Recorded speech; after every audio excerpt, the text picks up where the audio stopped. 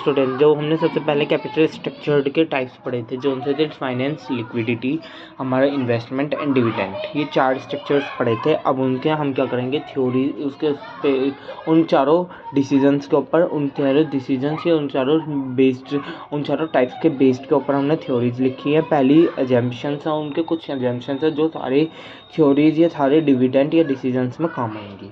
पहला है फर्म्स जो है ओनली हम 2 सोर्सेज की यूज़ करते हैं, इसमें डेब्ट और इक्विटी, ठीक है। नेक्स्ट है कि जो हमारा टैक्स का अफेक्ट है वो हम इसमें क्या करते हैं, इग्नोर करते हैं। उसके अलावा there will no change investment decision, हम इसमें कोई चेंज नहीं करते इन्वेस्टमेंट डिसीजन में। बट फर्म की जो टोटल एसेट्स है वो भी हमारी, इसमें कोई चेंज नहीं आता इन्वेस्टमेंट डिसीजंस में, और टोटल एसेट जो है वो उतनी की उतनी ही रहती है। नॉन इनकम जो है इसमें रिटेन नहीं की जाती, ओनली सीधी क्या कर जाती है, डिस्ट्रीब्यूट करी जाती है। बिजनेस रिस्क इसमें होता नॉट अफेक्ट नहीं करता किसी फाइनेंशियल रिस्क को या फाइनेंशियल डिसीजंस को, ठीक है। अब हमारे इसमें पहली थ्योरी आती है नेट इनकम अप्रोच। जो नेट इनकम अप्रोच होती है वो होती है जिसमें हमारा डायरेक्ट रिलेशनशिप होता है कैपिटल स्ट्रक्चर्स में एंड वैल्यू ऑफ फर्म में, ठीक है। इसमें क्या होता है हमारा, जो डायरेक्टली रिलेशनशिप किस में होता है, हमारा कैपिटल स्ट्रक्चर्ड में और हमारा वैल्यू ऑफ फर्म में, जिसमें हमारी डेब्ट इक्विटी जो है अगर राइजेस होगी तो फर्म की भी वैल्यू क्या होगी, वो बढ़ेगी। अगर हमारी डेब्ट और इक्विटी दोनों सोर्सेज, अगर दोनों में से कोई सा भी एक भी सोर्सेज इंक्रीज होगा तो हमारी क्या होगी, firm of value of firm भी क्या होगी, इंक्रीज होगी। तो इसमें हमारा क्या बोला गया है, सारी मेन बात यही बोली गई है पूरे पैराग्राफ में। अगर हमने हर तरीके से डेब्ट बढ़ेगा, इक्विटी बढ़ेगी, तो फर्म की वैल्यू भी क्या होगी, इंक्रीज होगी।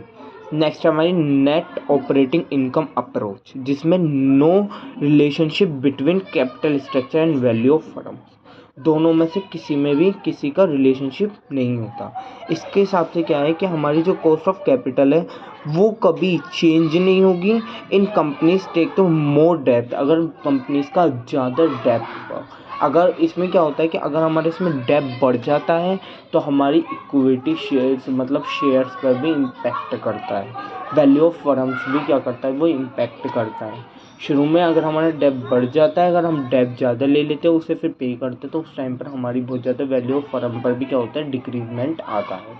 अगर डेब्ट बढ़ रहा है तो उसकी वजह से भी क्या होता है कि हमारी शेयर्स पर, हमारी फर्म पर, सब पर क्या होता है, सब चीज़ों पर क्या लगता है, हमारी इसमें हमारा रिस्क भी बढ़ जाता है।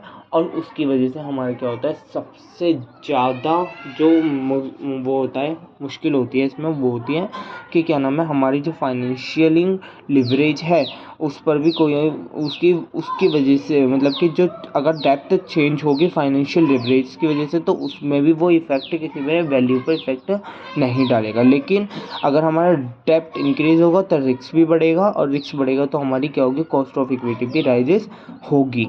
लेकिन विल बी कैंसिल, वो कैंसिल हो सकती है द चीप में, मतलब कि एक छोटी सी चिप अमाउंट में, चीप मतलब छोटा, मतलब कि बिल्कुल एक तरीके से बिल्कुल लो होती चली जाएगी, जिसकी वजह से हमारी इक्विटी की कॉस्ट बढ़ जाएगी, और उसमें होगा क्या नाम है, हमारे क्या होगा, शेयर्स पर भी इम्पैक्ट पड़ेगा। इसमें बिल्कुल अपोजिट हो जाता है हमारा नेट इनकम अप्रोच का।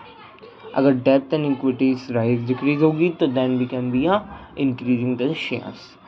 बट अगर हमारी डेप्थ बढ़ जाएगी और हमें उसका लोन धीरे धीरे हम पे करेंगे तो उसकी वजह से हमारे शेयर्स पे भी क्या होगा, इम्पैक्ट पड़ेगा।